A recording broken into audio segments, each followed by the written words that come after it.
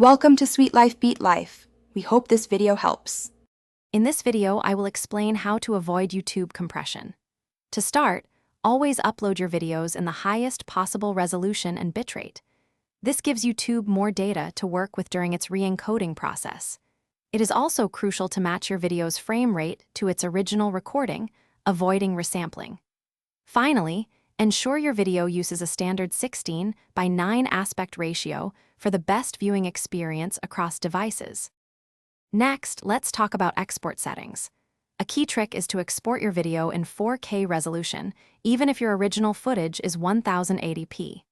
This often prompts YouTube to use its more efficient VP9 codec, resulting in superior quality.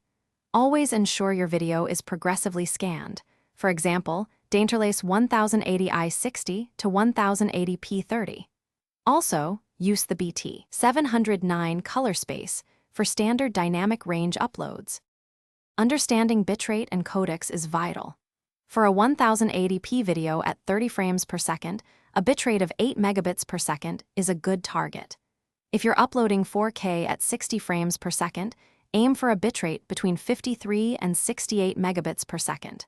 While YouTube re-encodes, uploading with the H.264 codec is generally recommended for its broad compatibility and efficiency. To further enhance your video, consider adding a subtle amount of film grain or noise. This can help mitigate color banding issues that sometimes arise from compression. Always upload your videos as private initially and wait for YouTube to fully process all resolutions before making them public. For audio, ensure it's stereo, with a 48 kHz sample rate and a 384 kilobits per second bitrate for excellent sound quality. Thanks for watching. Consider subscribing if we helped you.